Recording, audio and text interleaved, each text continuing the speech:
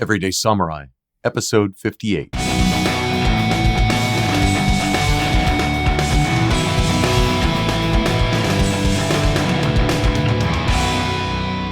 Greetings, friends, and welcome to Everyday Samurai, in service to your liberty and the security of a free state.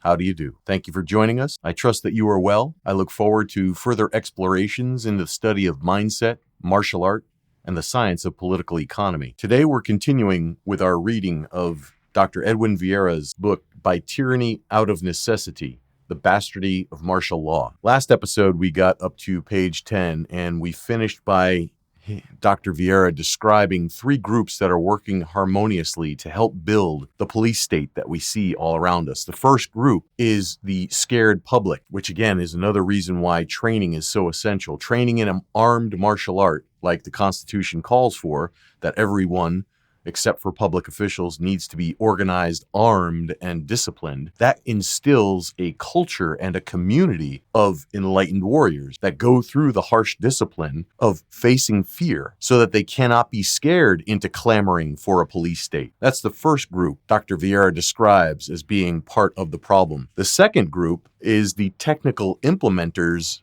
the technocrats, the military-industrial congressional complex that is building the police state that will help implement the controls. For the third group, which are the aspiring tyrants that will lead and benefit from the society that is completely controlled through martial law. So with that in mind, we recognize that these three groups, the scared masses, the technocrats, and then the oligarchs, are working to build a police state that denies the blessings of liberty to ourselves and our posterity. And that is completely contradictory to the whole notion of a free society, of constitutional governance. And at the same time, the remedies are also clear. Again, the whole body of the people, organized, armed, disciplined, actively involved at the local level to execute the law, repel invasions, and suppress insurrections. That's what constitutional governments, and it's completely contrary to what we see right now. We don't live in that world, but it could be. The supreme law of the land is on our side, so long as you're an American. And these principles of political economy for a free society are applicable just about anywhere, but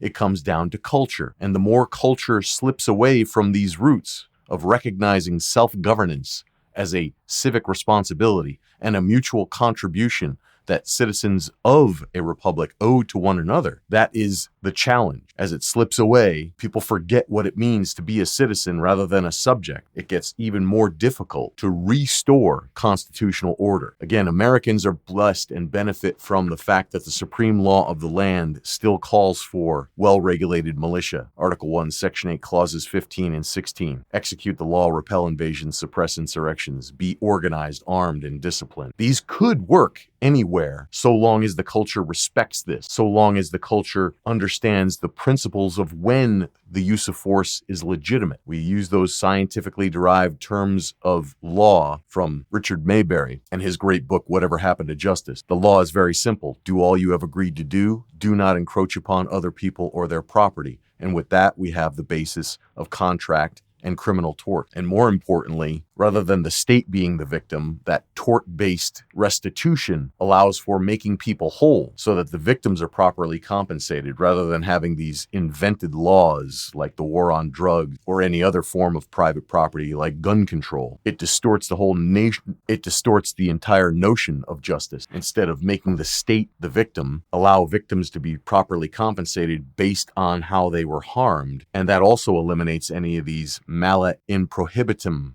type legislative encroachment. Make property the central focus. Somebody's physical body is the first property, and then all that they've come to own through mixing their labor or trading with others in order to acquire possession. When property is inviolate, there is no room for a police state. So the culture that we need to build is that of the warrior citizen actively involved in self-governance by building resilient communities. You can have all the best kit, you can have all the best preparations, but if you don't have a community that respects your space, your property, all of that stuff will be like walking around in the forest with a pork chop around your neck. All of the predators will come for you. So it's not just about your capabilities and your preparations, but to be in a network that understands these principles. And again, they could work anywhere, but the culture has to respect it. You could take the United States Constitution and drop it into South and Central America in a Spanish verbatim copy, but if the culture doesn't respect that, Constitution's not going to work. And the more that the American culture gets diluted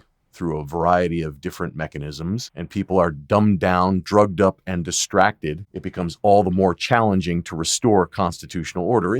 The Soviet Union had provisions for civil rights and the freedom of speech and the right to vote and all these other things, but again, the culture didn't respect it. Law on paper really doesn't mean anything. It's who's wielding the use of force that makes the key difference. That's why a warrior culture is so necessary to the security of a free state, not allowing for any notion of politicians and bureaucrats to be considered, quote unquote, the government. We, the people, are the government. And I know it doesn't seem that way now. We are a far cry from where things need to be. And I want people to feel that contrast. I want people to go into discomfort and see the cognitive dissonance when I say we the people are the government, not just the politicians and bureaucrats. It's quite blatant that that's not the case. But that's how the law reads. That's how the Constitution reads and begins. And all authority should, quote unquote, should begin and end with the people.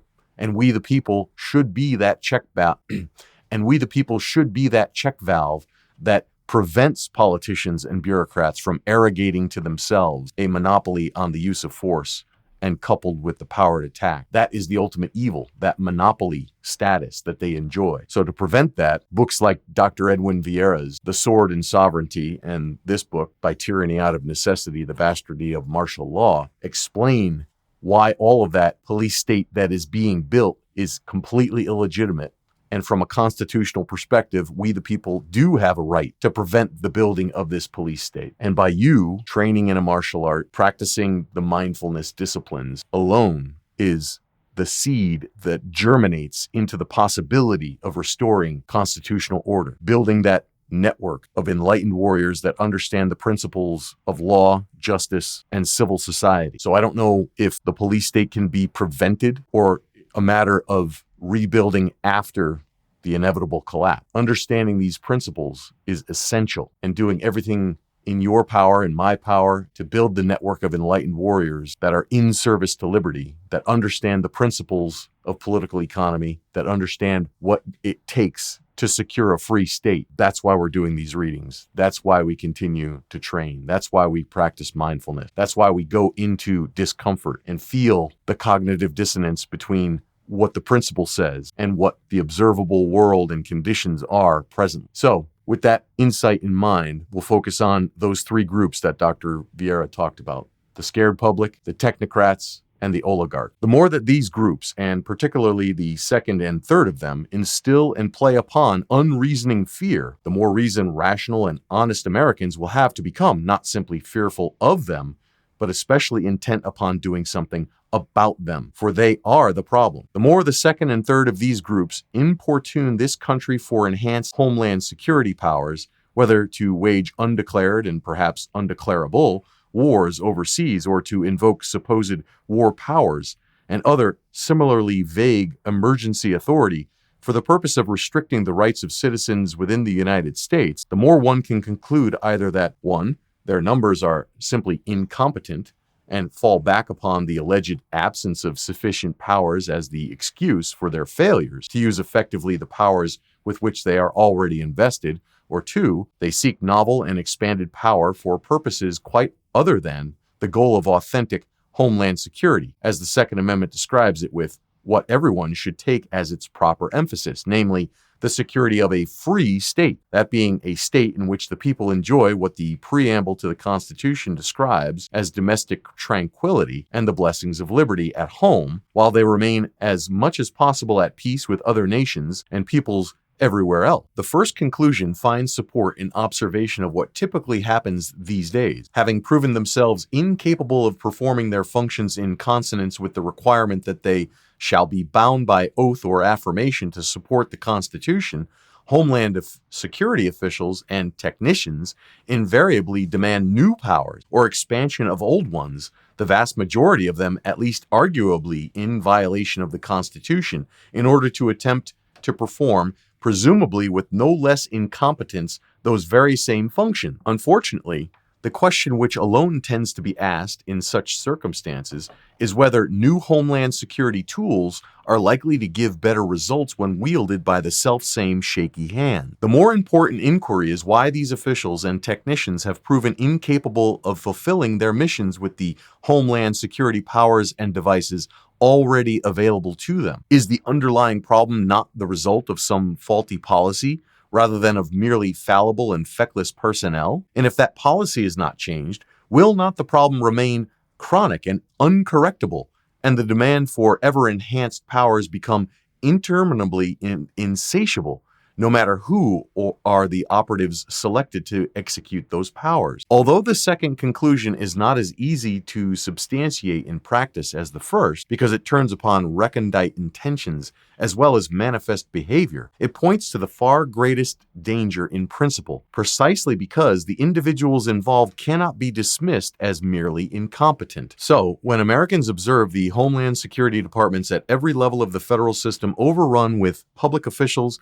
and their controllers and clients in various special interest groups, both domestic and foreign, who indefatigably sow amongst the populace largely unjustifiable and certainly exaggerated fears as so many dragons' teeth, prudence must endorse the interference that the sowers expect to reap for themselves an abundant harvest of unconstitutional emergency powers, ultimately in the form of an extreme variety of martial law enforced by a national paramilitary police state apparatus with which they can perpetrate what has proven to be the most heinous variety of terrorism known to modern man, namely, a mode of government by intimidation. Indeed, it is increasingly difficult to deny or even to question that the only significant danger from terrorism which confronts Americans in the homeland today emanates from what passes for their very own government, primarily in the persons of rogue officials in the general government, and to an ever-increasing degree in many of the states' governments as well. These officials hate our freedoms,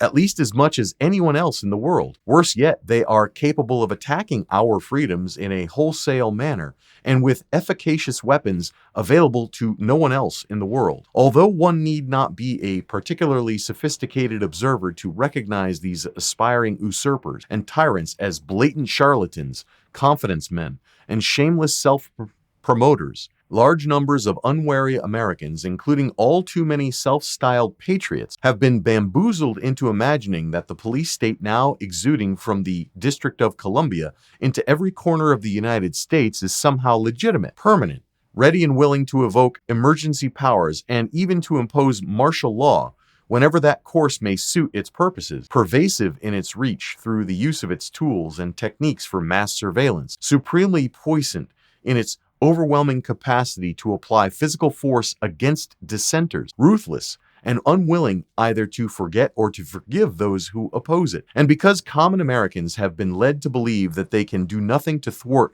this police state, whether through the normal political process of elections, traditional legal procedures in the courts, or even physical resistance in the streets, they have come to the defeatist conclusion that their only practical recourse is sheepishly to comply with its dictates and hope for the best. For them, the appropriate slogan is not "don't tread on me," but instead is "know your place, do as you're told, and keep your mouth shut." The advance of this dry rot can be gauged by the emergence of the contemporary rush to the exits before calamity strikes of expatriates, survivalists, and preppers who ridicule their countrymen's involvement in collective action here at home aimed at preventing disastrous economic, political, and social storms from breaking out, or at mitigating the worst effects of these calamities if they cannot be avoided, and who recommend instead that individuals or small groups should attempt to weather these tumults by escaping to foreign countries or by retreating into primitive isolation in America's hinterland. This false analysis of the situation stems largely from average Americans' abysmal ignorance of the real nature of what rogue public officials and the big mainstream media tout as martial law, usually drawing upon so-called emergency powers. This study will expose not just as an unfortunate, if unintended fallacy, but as a complex of blatantly calculated lies. Officialdom's claims that the Constitution, whether under color of emergency powers or some other legalistic masquerade, somehow countenances martial law, particularly in the extreme form of martial governance, that special term with which this book will employ by the domestic application of military government under the rubric of martial law. What follows will prove, among other things, that the notions of emergency powers and political necessity advanced by public officials today are outright claptrap. Whatever the arguable propriety of martial law in some forms and under some circumstances, martial governance is wholly illegitimate in the face of the Declaration of Independence and the Constitution under any circumstances, and the sole form of what might be denoted martial law, which the Constitution provides as a means for governing any significant segment of civil society in this country, consists of the laws of the Union and of the several states, which we the people themselves enforce through the militia of the several states, in furtherance of the security of a free state. In some particulars, of course, the many legal demerits of martial law, even in at least its most offensive terms, have long been exposed and excoriated. But with the advent of martial governance,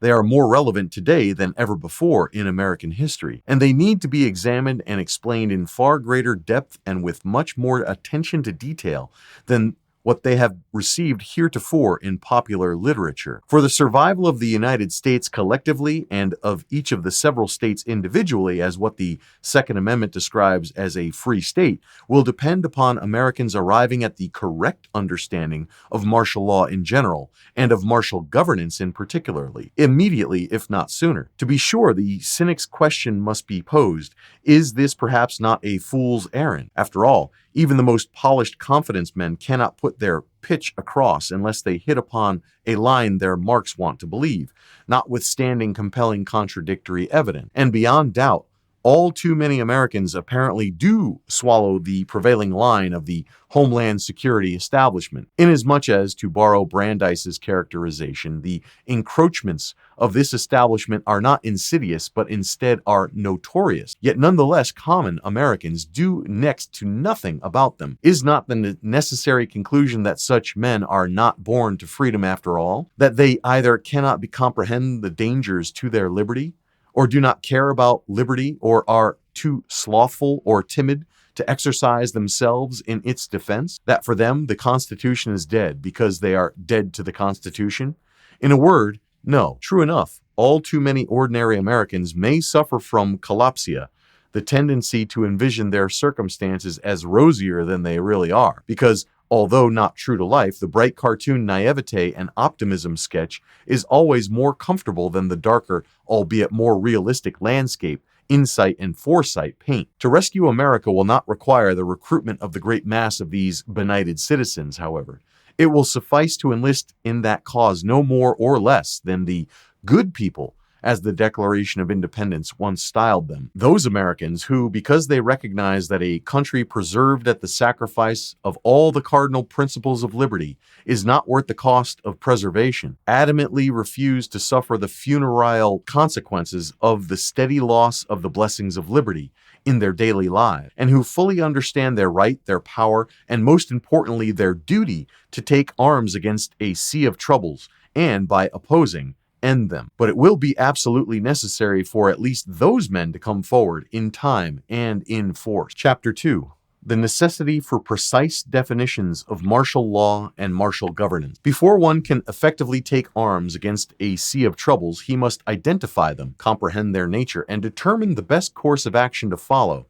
Any discussion of martial law in general and of martial governance in particular raises numerous questions of constitutional law, and in the analysis of constitutional questions, precise, unequivocal definitions of terms make all the difference. If American patriots accept of the individual right theory as the true meaning of the Second Amendment can easily be exposed as mere schiolism, their understanding of martial law and martial governance must be dismissed as even more superficial and dangerously misleading.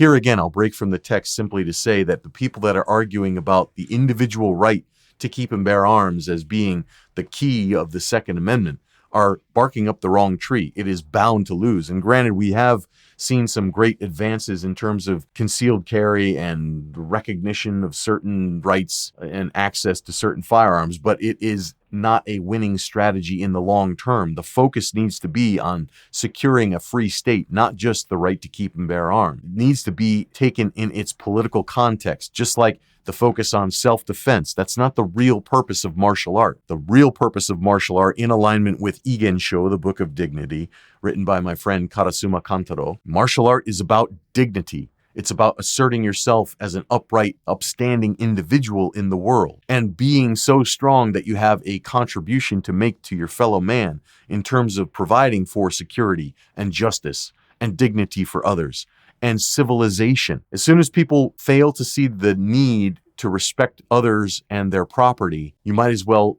start that slippery slide down the hill into decivilization and go back to being animals in the jungle. The Second Amendment is not about your right to self-defense. It's not about just having the right to keep and bear arms for your own self-centered focus. It's about providing for the security of a free state. That means doing your civic duty of executing the law, repelling invasions, and suppressing insurrections. And the main insurrection that needs to be suppressed is that on the part of rogue officials. So even when you are defending yourself against an attacker who's set out to rob, rape, or steal from you, that is executing the law in the instance of your own case. And that's a fine thing. However, we need to think bigger. We need to think about securing a free state, preventing political mismanagement by those that hold office. Again, that's why we focus on those three groups that are agitating for martial law. And more importantly, the ones that can actually make things happen are those that hold public office. And those people must be held to account.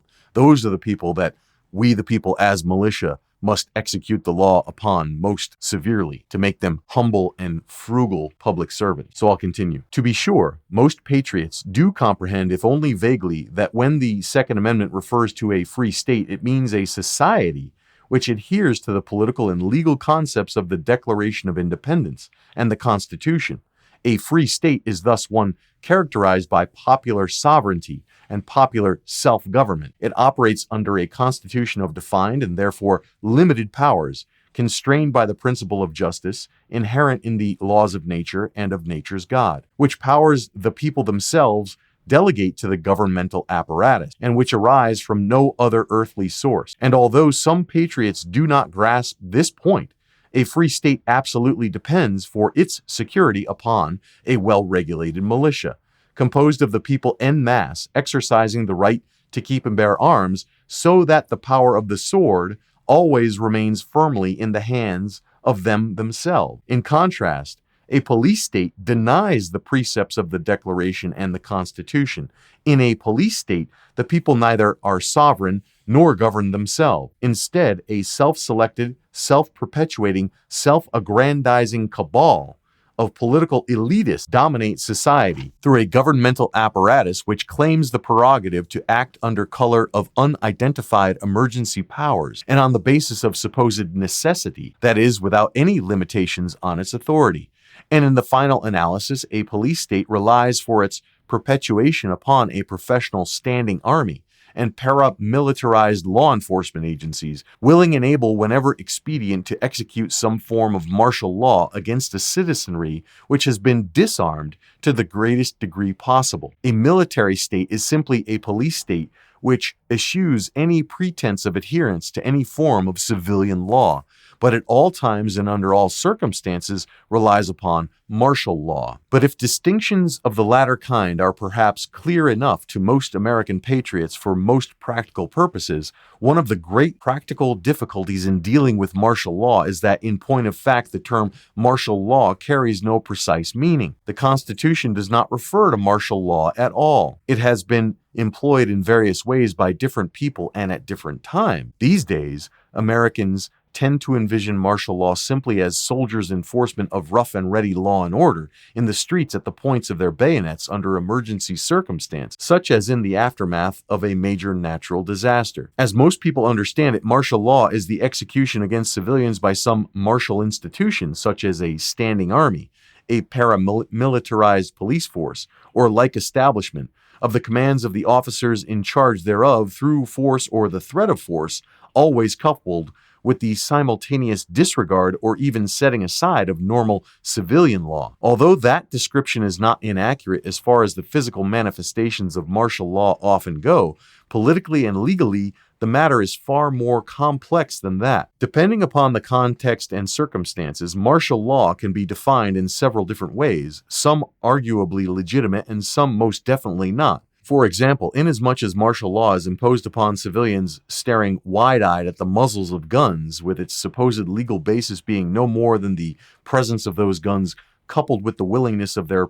possessors to use them, martial law amounts to the crudest form of political power. According to the dictum of Mao Zedong, that political power grows out of the barrel of a gun. Then, too, martial law has long been described in judicial texts as neither more nor less than the will of the general who commands the army. It overrides and suppresses all existing civil laws, civil officers, and civil authorities by the arbitrary exercise of military power. And every citizen or subject, in other words, the entire population of the country, within the confines of its power, is subjected to the mere will or caprice of the commander. He holds the lives, liberty, and property of all in the palm of his hand. Martial law is regulated by no known or established system or code of laws, as it is over and above all of them. The commander is the legislator, judge, and executioner. And that is a direct quotation from a federal case from 1866, remember, after the U.S. so-called Civil War. Reference Agan 8 federal cases, numbers 4, 303, 367, 367, Circuit NDNY. I'm guessing that's New York. And referenced in Black's Law Dictionary from 1968. Hey friends, we talk about some heavy subjects on Everyday Samurai because we have a commitment to truth, telling it like it is, and that's what being a warrior is all about. To prevail amid the harsh realities of life's challenges, you need to optimize your mind and body so you are always able to perform when it counts. That's why I recommend the scientifically honed supplements from Neurohacker Collective. These go far beyond the average daily vitamin to give you a competitive edge in all areas of your life. I got interested in nootropic supplements because what I'd heard about their ability to provide superior mental acuity, clarity, and long-term brain health. What I found is that Neurohacker Collective has the best science-based nootropic formula available. I was so impressed with the company and team that I became an investor as well as a subscribing customer. Now I get a monthly bundle of their products that elevates cognitive function, personal energy, cellular regeneration, sleep quality, and optimizes the aging process. If you want to promote your best life with improved memory, focus, vitality, and stress resilience with the latest scientific and natural biochemistry support, check out Neurohacker Collective. You can get a 15% discount on your first order at everydaysamurai.life/neuro. That's NEURO. And use the code EDSAMURAI at checkout. Join me as a subscriber to one of their monthly bundle deals. That's everydaysamurai.life/neuro. And use the code EDSAMURAI at checkout. Okay, we now return to our scheduled program in progress.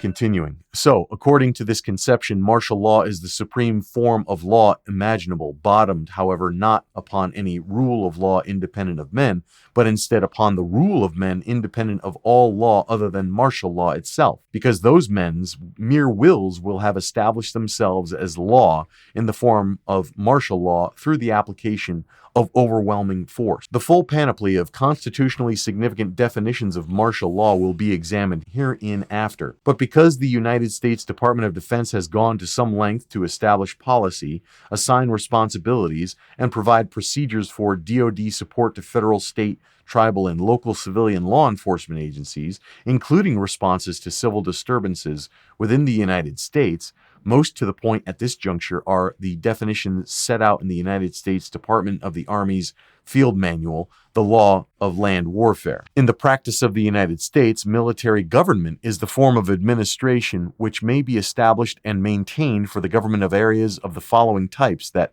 have been subjected to military occupation: enemy territory, domestic territory recovered from rebels treated as belligerents. Although military government is an accepted concept in the law of the United States, the limits placed upon its exercise are prescribed by the international law of belligerent occupation. In the United States, martial law is the temporary government of the civil population of domestic territory through the military forces without the authority of written law, as necessity may require. The most prominent distinction between military government and martial law is that the former is generally exercised in the territory of or territory formerly occupied by a hostile belligerent and is subject to restraints imposed by the international law of belligerent occupation, while the latter is invoked only in domestic territory. The local government and inhabitants of which are not treated or recognized as belligerents, and is governed solely by the domestic law of the United States. So far as the United States forces are concerned, military government and martial law are exercised by the military commander under the direction of the President as Commander-in-Chief of the Armed Forces. And again, that comes directly from FM 27-10. Disconcerting indeed is the contradiction in this description that, on the one hand, martial law is the temporary government of the civil population of domestic territory through the military forces without the authority of written law, while on the other hand, martial law is governed solely by the domestic law of the United States, which is always written somewhere, the United States being entirely the creatures of written law. This double talk is especially galling, inasmuch as the self-described supreme law of the land, the Constitution, sets out explicitly in written law that the only martial institutions with the authority and responsibility to execute the laws of the Union for the government of the civil population of domestic territory are not regular armies or other like military forces, but instead the militia of the several states. Ominously, the Department of Defense goes even farther. Quote, when permitted under emergency authority, federal military commanders have the authority in extraordinary emergency circumstances where prior authorization by the President is impossible and duly constituted local authorities are unable to control the situation, to engage temporarily in activities that are necessary to quell large-scale, unexpected civil disturbances because A, such activities are necessary to prevent significant loss of life or wanton destruction of property and are necessary to restore governmental function and public order, or B, when duly constituted federal, state, or local authorities are unable or decline to provide adequate protection for federal property or federal government functions. Federal action, including the use of federal military forces, is authorized when necessary to protect federal property or function. And again, that comes from a military instruction number 3025.21, participation of DoD personnel in civilian law enforcement activities. Disquieting enough is this document's assertion of the purported emergency authority of federal military commanders to engage on their own recognizance temporarily in activities that are necessary to quell large-scale unexpected civil disturbances when, presumably in the estimation of those commanders themselves, duly constituted local authorities are unable to control the situation. For in situations involving domestic violence in any of the several states, the Constitution explicitly reserves to local authorities on applications of the legislature of a state or the executive when the legislature cannot be convened, the privilege and right to call upon the United States to protect each of the states, a privilege and right which, by dint of the principle inclusio unius exclusio alturius, are plainly withheld both from any federal military commanders under any circumstance, and even from the United States in the absence of such an application. But more alarming yet is the extreme breadth of the jurisdiction which this document claims for federal military commanders with respect to their protection for federal government functions in general, for the promulgation, enforcement, or other administration of every statute, regulation, executive order, judicial or agency ruling, and other decree of the general government involves some federal governmental function by definition. And as these statutes, regulations, and so on now number in the tens of thousands, and their subjects among the general population, whether individual, private organizations, local governments, or even the states, number in the hundreds of millions, to find a corner of ordinary life within America which does not arguably lie beneath the shadow of some purported federal governmental function presents a daunting challenge indeed. This document should also emphasize to its readers the crucial roles that the supposed existence of emergency circumstances, the assertion of emergency authority, and claims that certain activities are necessary are to play in the decisions of federal military commanders to quell large-scale unexpected civil disturbances, even though not one of these criteria is defined. And it should further instruct and warn its readers as to the peculiar attitude of the armed forces with respect to their subordination to civil authority, namely that federal military commanders may take it upon themselves to decide what constitutes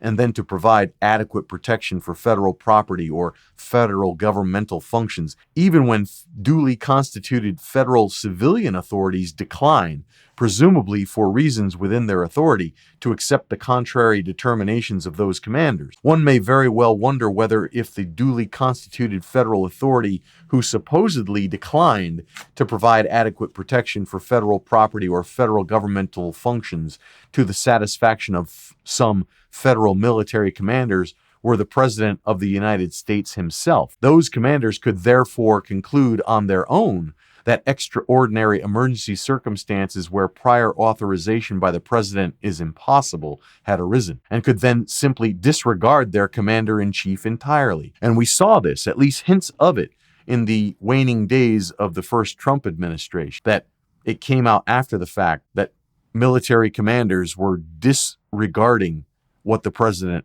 had ordered them to do, and they were prepared to impose their will over the president. So perhaps the lesson Americans should learn from the Department of Defense's having actually promulgated a directive which arguably provides for such a possibility is that they have already allowed the situation with respect to martial law to get out of hand. Unspecified federal military commanders have been armed with purported emergency authority under color of which, in extraordinary emergency circumstances, the existence thereof they no doubt will determine by and for themselves, they can ride roughshod over duly constituted federal, state, and local authorities, from a town councilor, certainly, to the President of the United States, conceivably. If this situation does not warrant correction, and soon, what situation within the ken of martial law would? At any rate, in the normal course of human events, although various occasions for martial law under the definition adopted in the law of land warfare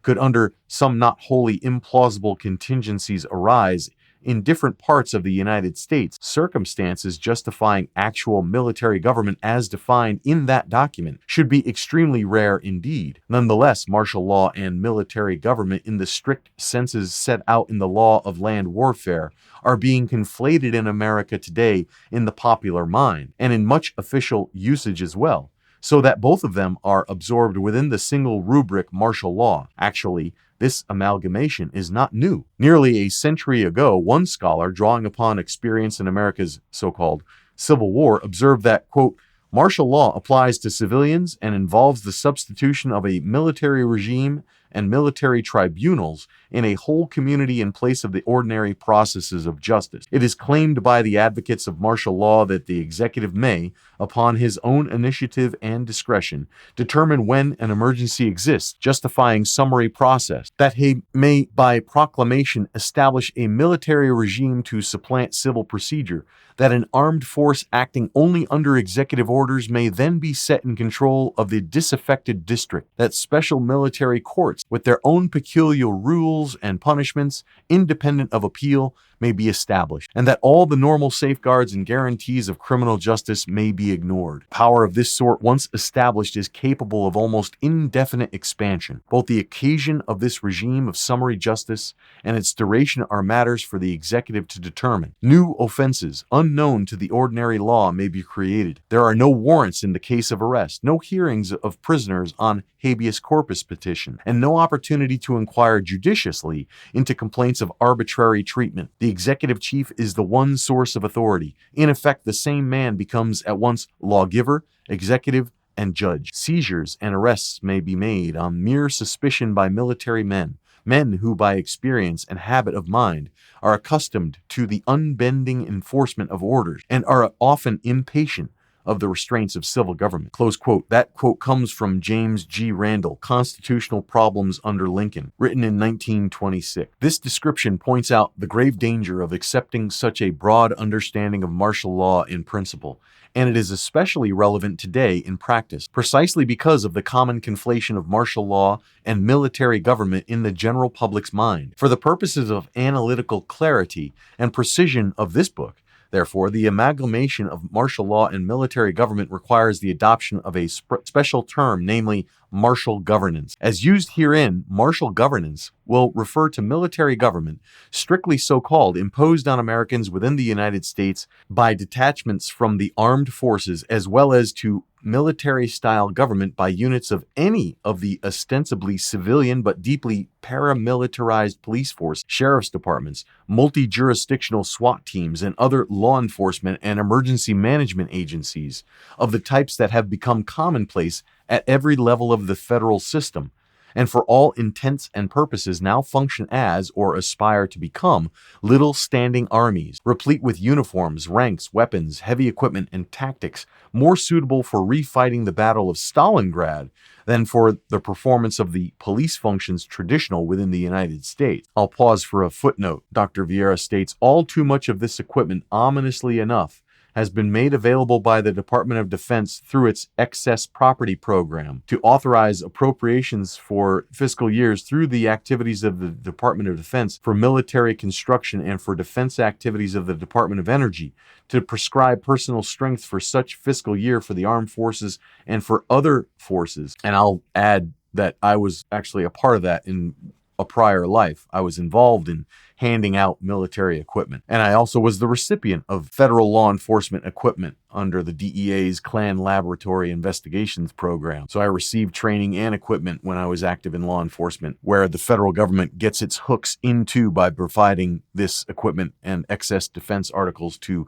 local law enforcement agencies. And then those agencies become beholden to reporting on how that equipment is used. It's just one of those tactics where centralization occurs. Returning to the text, martial governance will denote the substitution of a military regime and military tribunals in a whole community within the United States in place of the ordinary process of justice, where that regime and those tribunals may be truly military in character, that is, drawn exclusively from the regular armed forces, or only paramilitary and therefore still quasi-civilian in nature, or some combination of both. In the most likely case, martial governance would be invoked in response to already existing widespread civil disobedience involving significant levels of armed resistance by citizens against rogue public officials, even were the situation one of mere civil unrest, and therefore initially non-violent in character. The imposition of martial governance in the area would probably precipitate incidents that would incite armed confrontation. Footnote, civil unrest describes a situation in which people openly and volubly express dissatisfaction with the conditions of their lives, and especially with public officials' unsatisfactory performance of their duties, but continue to acquiesce in those officials' directives. In contrast, civil disobedience describes a situation in which people refuse to obey public officials because they believe that those officials are performing their functions not improperly but corruptly, or even criminally, are systematically lying to the public, are purposefully violating individuals' rights, and so on. Both civil unrest and civil disobedience manifest themselves in civil disturbances, varying in degrees of intensity from peaceful protests on one extreme to riots and insurrections on the other. Inasmuch as a regime of martial governance would operate under color of martial law, indeed would probably be described as martial law by its proponents, and inasmuch as martial law is built upon no settled principles, but is entirely arbitrary in its decisions, therefore a regime of martial governance might choose to execute some or all of the civilian laws when extant in the community under its heel, or it might decide to apply the so-called law of war, an international law of belligerent occupation, to that community. Or it might even elect to create and enforce entirely new offenses unknown to the ordinary law, or conceivably to any body of law, so that in effect the same military or paramilitary men would become at once lawgivers, executives, and judges. Thus, such a regime would effectively function as a supreme law unto itself, or perhaps more accurately put, as an entirely lawless establishment, because anyone whose unfettered will is the sole measure of the laws which purportedly constrain his conduct is not subject to law at all. Who can set the exception to the law is above the law. On that basis, how a regime of martial governance should be characterized is not open to doubt, for no political truth is certainly of greater intrinsic value or is stamped with the authority of more enlightened patrons of liberty than that the accumulation of all powers, legislative, executive, and judiciary, in the same hands, whether of one, a few, or many, and whether hereditary, self-appointed, or elective, may justly be pronounced the very definition of tyranny. And that comes from Federalist number 47. Martial governance, then, is nothing less than the foal of tyranny, conceived by and brought into the world upon the tyrant's plea of necessity. To borrow the terminology of the tracts and the touts, martial governance is by tyranny out of necessity. Tyranny is the horse, necessity the donkey, and martial governance the bastard mule bred to carry the full load of its breeder's oppression. Martial governance is the absolute and arbitrary rule of military or paramilitary forces fastened upon innocent civilians at gunpoint. The extreme application of the dictum that political power grows out of the barrel of a gun, unbridled by any of the controlling principles of law, political science, morality, or even respect for the dignity of the individual human person that Americans have traditionally recognized. I will end the reading there, hopefully offering you something to think about. Recognize that in 2015, when Dr. Vieira wrote this book, By Tyranny Out of Necessity, the Bastardy of Martial Law, the world and the United States had not gone through the COVID-19 lockdowns. The World Health Organization pandemic treaty was not on the cusp of being signed. It was inconceivable that people would be forced to take an experimental vaccine or any other big pharma injection. The world was not close to being forced to accept a central bank digital currency and other measures to block people from accessing their financial resources were not being employed to such degree. Based on those descriptions, Dr. Vieira could expand his definition to not just paramilitary forces, but standing armies of bureaucrats, what's commonly known as the deep state today, where people can abuse authority more readily now than ever before. So I hope this gives you something to think about, to look for the signs, the signals, the indications and warnings that a police state and martial governance is arising all around us in the year 2024. And then also feel what it feels like to see that creeping tyranny. Where do you notice it in your mind or your body? And then do some deliberation, some meditative practice to feel the feeling of that constraint, of feeling trapped, of not knowing what to do, of feeling perhaps helpless, and then deliberately release it. Feel the energy, drop the story around it, and take that energy and transmute it into something that you can use. That's what meditation does for you. When you feel the feeling of whatever's going on, and eventually, whenever you sit to meditate, at least in my experience, past hurts, traumatic experiences, arguments, critical incidents, especially if you've been in law enforcement or the military or high-risk security or any of the emergency services,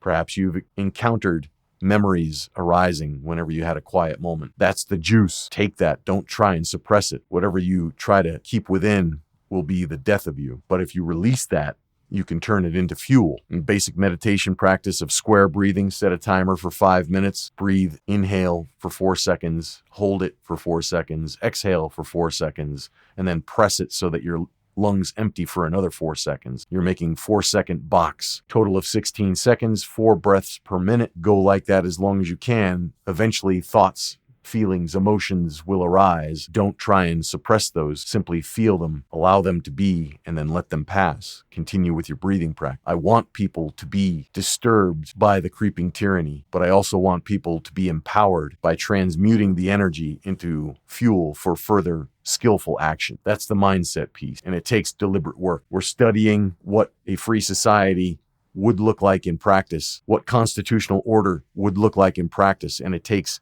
a society, a culture of enlightened warriors, skilled in armed martial arts, yet also emotionally mature through deliberate practices of meditation. And then also financially resilient. The samurai were warrior entrepreneurs. Granted, we don't want to go back in time and become tax farmers like they were. That's part of the problem. It's also what eventually led to their downfall. An everyday samurai is a warrior entrepreneur and scholar that knows how to create value in the world, recognizes the benefits of community and trade, creating value for others, receiving just compensation, and then saving money in something that is not going to be depleted through the fiat money printer that debases the currency. So you might earn fiat dollars, but then transmute that also into gold, silver, Bitcoin, so that you can have a future rather than relying on empty promises like Social Security and even the Federal Reserve note dollar